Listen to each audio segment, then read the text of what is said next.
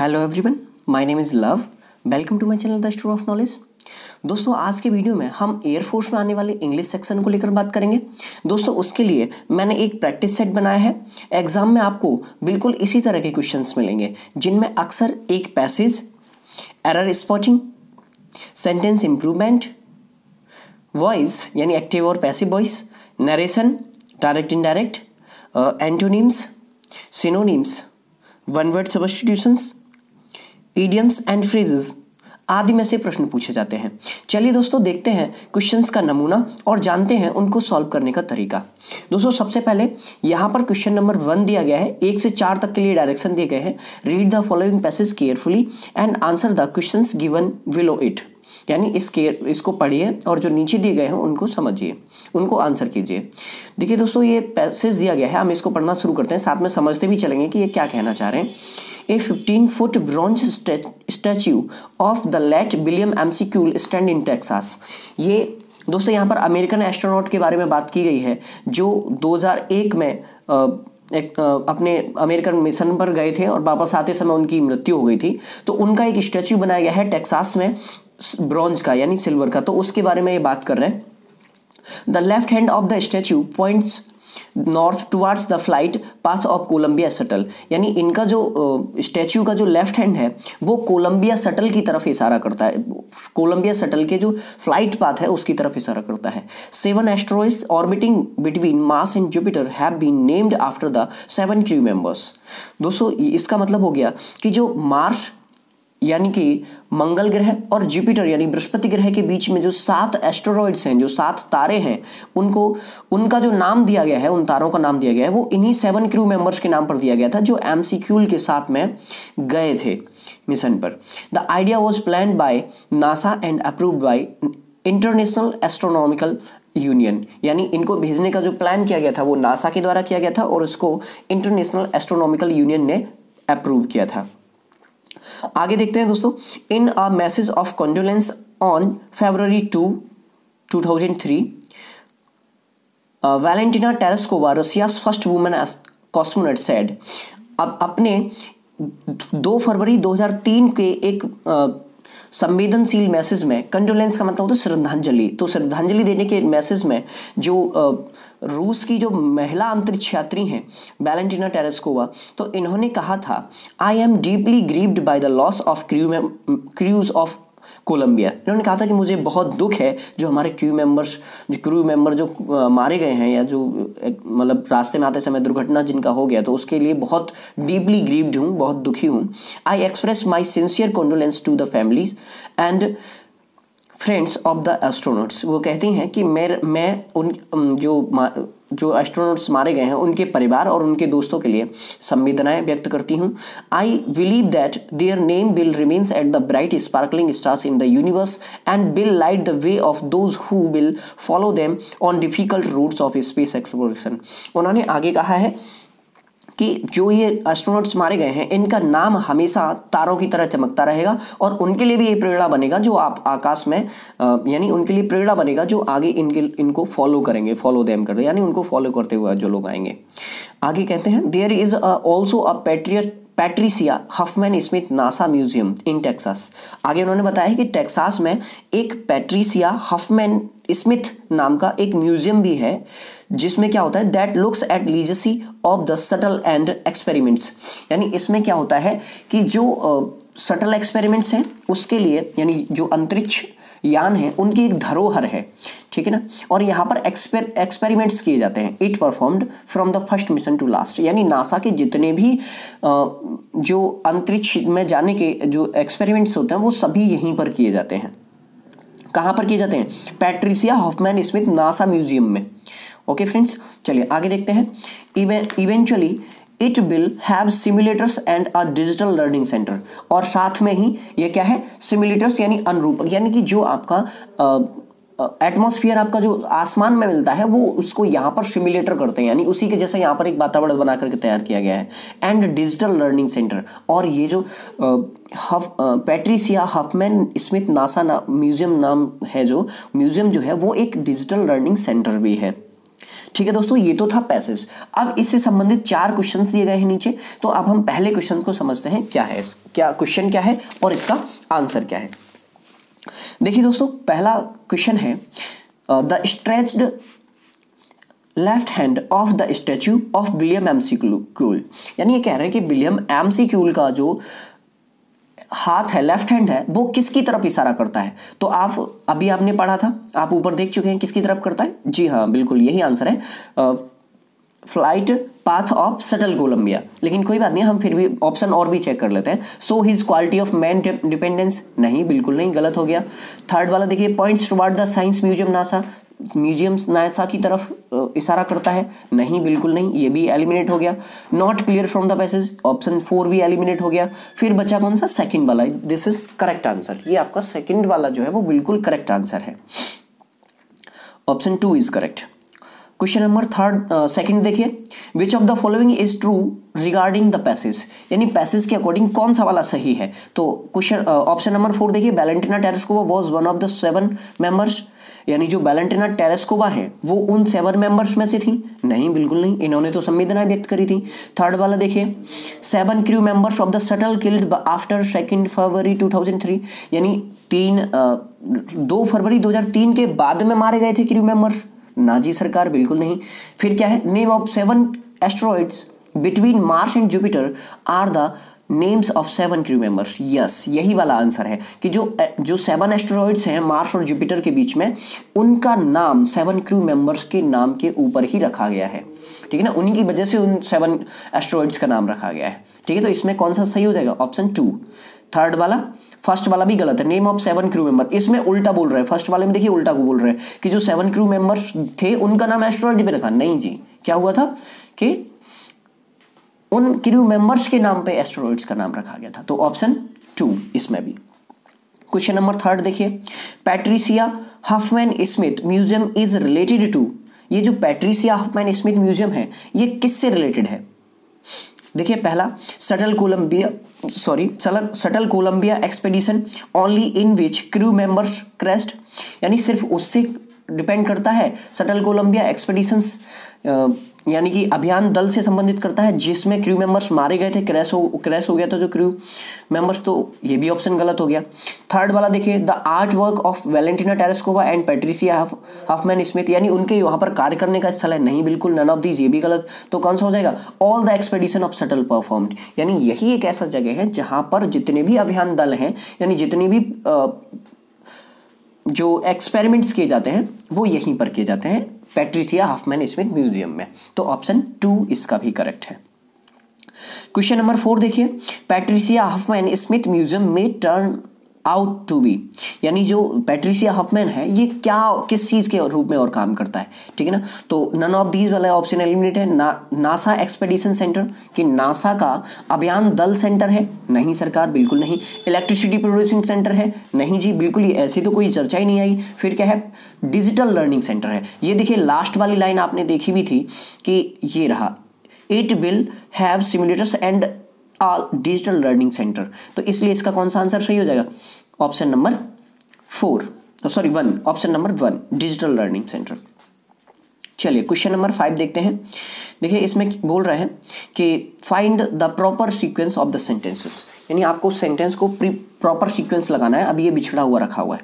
The questions with honesty, यानी ईमानदारी से प्रश्न, I am very poor in, मैं बहुत बेकार हूँ, कैंट आंसर ऑल, और इंग्लिश ग्रामर एंड। तो अब इन 4 ऑप्शंस को आपको इस क्रम में रखना है कि एक सही सेंटेंस बन जाए। तो सेंटेंस बनाने के लिए सबसे पहले आपको सब्जेक्ट की ज़रूरत होती है, फिर वर्ब की ज़रूरत होती है, फिर ऑब्जेक्ट की ज़रूरत होती है।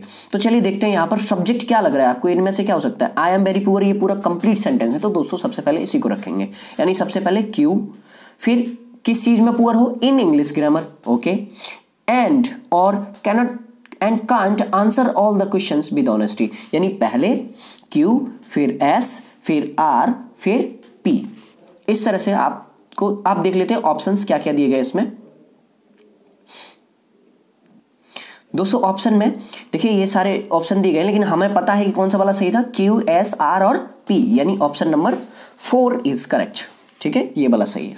अगला देखिए 6, spot the misspelled word. Misspelled word यानी इसमें एक ऐसा वर्ड ढूंढना है जिसकी स्पेलिंग गलत लिखी हुई है। तो देखिए लैक्टोबैसिलस बिल्कुल सही है, ये दही में पाया जाने वाला कीड़ा होता है। लेक्लस्टर इसका मतलब होता है फीका या धूमिल, तो ये भी बिल्कुल सही है। लैबोरेटरी इसका मतलब होता है लैब यानी जिसको बोलते हैं प्रयोगशाला, तो ये भी बिल्कुल सही है। तो कौन से इस शब्द की मीनिंग गलत है? लेबोरियस, इसमें ओ तो होता है लेकिन यू नहीं होता, तो ऑप्शन सेकंड जो है वो करेक्ट है। चलिए क्वेश्चन नंबर 7 देखिए, spot the error which may be in one part of the sentence 1 और 2 3, यानी 1 2 3 पार्ट में से किसी में एक एरर है। अगर कोई एरर नहीं है गिव योर आंसर 4, तो अपना आंसर 4 दीजिए, दैट इज नो एरर, यानी तो नो एरर वाले पे टिक करिए।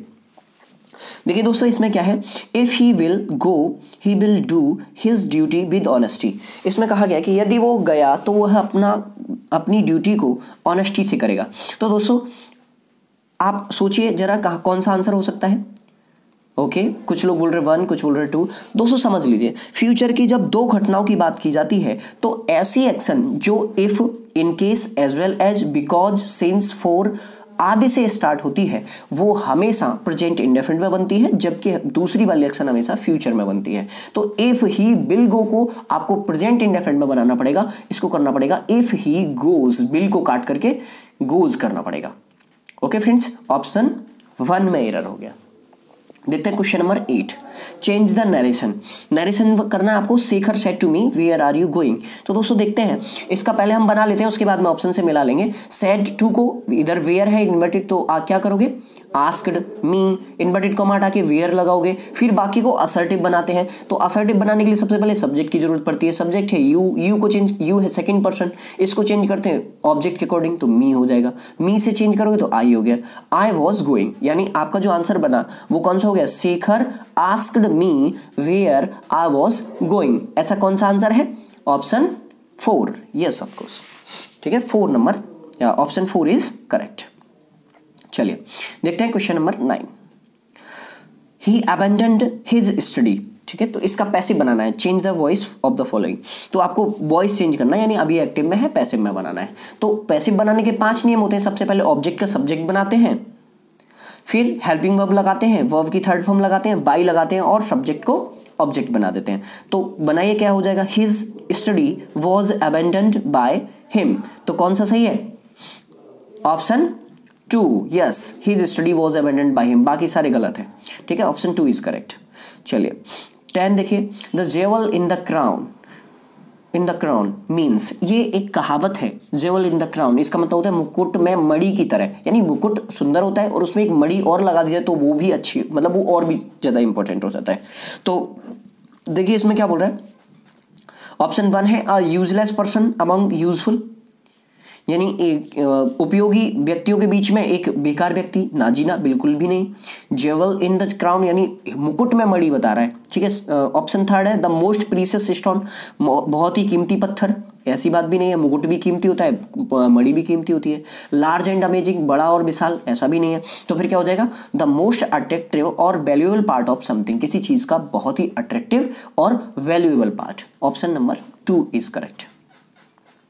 अगला देखिए, सिनोनिम ऑफ जेडिड इज, जेडिड का सिनोनिम आपको बताना है। तो देखिए दोस्तों, जेडिड का मतलब होता है उत्तेजित करना। ठीक है ना, तो देखते हैं कौन सा सही है। ऑप्शन नंबर 1 बोल रहा है इरिटेटेड, तो इरिटेटेड का मतलब होता है चिड़ा हुआ। जेट सेटर का मतलब होता है उच्च वर्गीय सदस्य। रिफाइंड का मतलब होता है शुद्ध, जबकि एक्साइटेड का मतलब होता है उत्सुक। तो आपका आंसर यही सही हो गया, यानी उत्सुक जो है वही उत्तेजित वही आंसर हो जाएगा इसका, एक्साइटेड इक्वल टू जेडिड। ठीक है, 12 देखिए, एंटोनिम्स ऑफ मेलोडियस। तो मेलोडियस का होता है सुरीला, मेलोडियस में सुरीला या मधुर होता है। अगर इसका एंटोनिम मतलब अपोजिट की बात करोगे तो वो कैसा हो जाएगा, विलोम शब्द की बात करोगे तो बेसुरा। सुरीला का बेसुरा होता है, तो देखते हैं कौन सा है, ड्यूलिकेट। तो ड्यूलिकेट का मतलब होता है आनंदमय, स्वीट का मतलब होता है मीठा, स्टडी का मतलब होता है धीमा, और डिस्कॉर्डेंट का मतलब होता है बेसुरा। तो ऑप्शन नंबर 2 इज करेक्ट। ठीक है दोस्तों, चलिए अब आते हैं क्वेश्चन नंबर 13 पे, लेकिन उससे पहले ये डायरेक्शंस दिए गए हैं, इनको पढ़ लेते हैं। Choose one word for the following expressions. इनके लिए वन वर्ड सब्स्टिट्यूशन आपको लिखना है। तो देखिए, murder of a small child यानी छोटे बच्चे की हत्या करना क्या कहलाता है? तो दोस्तों ऑप्शन दिए गए हैं, समझ लेते हैं एक एक का मतलब क्या होता है। फोर्टिसाइड का मतलब होता है भ्रूण हत्या, यानी ऐसे चाइल्ड को मारना, ऐसे इन्फेंट को मारना जो भी पैदा भी नहीं हुआ है, तो भ्रूण हत्या होगी फोर्टिसाइड। पैरिसाइड का मतलब होता है मर्डर ऑफ वंस फादर, यानी किसी के पिताजी को मारना, पैरिसाइड पितृ हत्या कहलाता है। रेजिसाइड का मतलब होता है किलिंग ऑफ किंग या मर्डर ऑफ किंग, यानी राजा की हत्या करना राज हत्या कहलाता है, रेजिसाइड कहलाता है। लेकिन बच्चे को मारना इन्फेंटिसाइड कहा जाता है। इन्फेंट मीन्स बच्चा होता है और साइड मतलब हत्या करना, तो इन्फेंटिसाइड हो गया। Murder of small child infanticide हो गया, ऑप्शन नंबर 2। 14 देख लीजिए। A graveyard where the dead are buried, यानी एक ऐसा स्थान जहां पर जो मृत व्यक्ति हैं उनको जलाया जाता है। तो देखिए, पहला ऑप्शन दिया गया है कॉटेज। कॉटेज का मतलब होता है बिना धूमधाम का जुलूस, यानी बिना ऐसा कोई जुलूस जिसमें कोई धूमधाम ना हो, तो ये कॉटेज, ये तो नहीं है। दूसरा फनरल पिट। फनरल पिट का मतलब होता है गड्ढा, तो गड्ढे से मतलब नहीं है, वो तो जलाने की बात कर रहा है। ऑप्शन 4 है ऑर्बिचुअरी। और ऑबिचुअरी, ऑबिचुअरी का मतलब होता है निधन सूचना या उठावनी, तो ऑबिचुअरी ये भी एलिमिनेट हो गया। तो फिर बचा कौन सा? सेमेट्री, ठीक है ना, इसका मतलब होता है कब्रिस्तान, तो यही आपका ऑप्शन 3 इज करेक्ट। 15 देखिए, the resting place of a wild animal, यानी एक एनिमल का आराम करने का स्थान क्या कहलाता है? देखिए, पहला दिया गया है मॉर्ग्यू, तो मॉर्ग्यू का मतलब होता है मुर्दा घर, तो ये तो एलिमिनेट हो गया। दूसरा हच मीन्स होता है खरगोश का पिंजरा, तो ये भी एलिमिनेट हो गया, यहाँ पर तो सिर्फ खरगोश आराम कर सकता है। स्टाई का मतलब होता है सुअर खाना, यानी सिर्फ सुअर के आराम करने की जगह, ये भी एलिमिनेट हो गया। फिर बचा क्या? लेयर, यानी पशु आवास या मांद बोलते हैं, गुफा बोलते हैं, तो यही आपका करेक्ट आंसर हो गया। ठीक है, 4 is correct answer. Question number 16 को देखने से पहले डायरेक्शंस देख लेते हैं। Fill in the blanks with words given below, यानी जो नीचे शब्द दिए गए हैं उनको खाली जगह भरिए। देखिए, many blank are made for the displaced. Displaced का मतलब होता है रिफ्यूजीज, यानी जो एक स्थान को छोड़कर दूसरे स्थान पर आते हैं उनके लिए बहुत सारे बनाए जाते हैं। क्या? ड्वेल्स, गलत। ड्वेल्ड इसका कोई मीनिंग नहीं है, ड्वेड इसका कोई मीनिंग नहीं है। फिर बचा क्या? ड्वेलिंग्स, यानी आवास, ये आपका सही है। आवास बनाए जाते हैं जो लोग रिफ्यूजी होते हैं, जो शरणार्थी होते हैं उनके लिए, तो ऑप्शन नंबर 3 इज करेक्ट। 17 देख लीजिए। USA is richest country in the world, इसमें आपको आर्टिकल फिल करना है, द और द, ए या द या ए, या फिर नो आर्टिकल एंड द। तो दोस्तों इसके लिए आपको थोड़ा सा आर्टिकल्स पे पढ़ना पड़ेगा, तो मैं आपको बता देता हूँ कि नॉर्मली यानी जनरली किसी भी देश के कंट्री के नाम के पहले किसी आर्टिकल का प्रयोग नहीं करते, लेकिन अगर उससे पहले United state, United Nations, United Soviet union, इस तरह के वर्ड्स लिखे होते हैं तो उससे पहले दा का प्रयोग किया जाता है। और अगर कहीं पे सुपरलेटिव डिग्री आती है तो उससे पहले भी आर्टिकल दा का प्रयोग किया जाता है, तो इस दोनों जगह पे आर्टिकल दा और दा का प्रयोग होगा, तो ऑप्शन नंबर 1 इज करेक्ट। चलिए दोस्तों चलते हैं क्वेश्चन नंबर 18 है, make sure the film is competent blank carry out the work, यानी इस बात को निश्चित करो कि जो फर्म है वो फर्म जो है वो अपना काम करने के लिए कॉम्पिटेंट है। कॉम्पिटेंट का मतलब होता है सक्षम, एबल, ठीक है ना। तो यहाँ पर इसके कॉम्पिटेंट के बाद में हमेशा टू का प्रयोग किया जाता है, अदर किसी वर्ड का प्रयोग नहीं होता, तो अदर सभी गलत है, इसमें टू वाला ऑप्शन नंबर 3 जो है वो करेक्ट है। ठीक है, क्वेश्चन नंबर 19 देखिए, there is the pen is blank than yours, तो यहाँ देन के पहले हमेशा कंपैरेटिव डिग्री का यूज किया जाता है, तो अगर कॉस्टलीस्ट करोगे तो ये गलत हो गया, कॉस्टली करोगे तो ये एडवर्ब हो गया, मोर कॉस्टिंग ये गलत हो गया, तो फिर बचा क्या? कॉस्टलियर, यही वाला सही हो जाएगा, कॉस्टलियर करना पड़ेगा आपको, तो option number 1 is correct. Last question देखिए, Rome was not blank in a day, यानी रोम को एक दिन में नहीं बनाया गया था, तो इसका मतलब क्या हो गया कि बड़े काम एक दो दिन में नहीं हो जाते, ये एक प्रोवर्ब है, ये कहावत है, तो यहाँ पर रोम वॉज नॉट बिल्ट होगा, क्योंकि बिल्ड, बिल्डिंग और बिवल्ड ये सभी गलत हैं, इसमें बिल्ट का प्रयोग होगा। ओके दोस्तों, एयरफोर्स के एग्जाम में सिर्फ 20 क्वेश्चंस आते हैं और जो कि हमने डिस्कस किए। दोस्तों आपको बिल्कुल इसी तरह के क्वेश्चंस मिलेंगे और इसी तरह से आपको सॉल्व करने हैं। अगर आपको मेरा वीडियो पसंद आया है तो लाइक कर दीजिए, अगर चैनल सब्सक्राइब नहीं किया है तो चैनल को सब्सक्राइब कर दीजिए और अपने दोस्तों के साथ में शेयर भी कर दीजिए। थैंक यू दोस्तों, मिलते हैं अगले वीडियो में।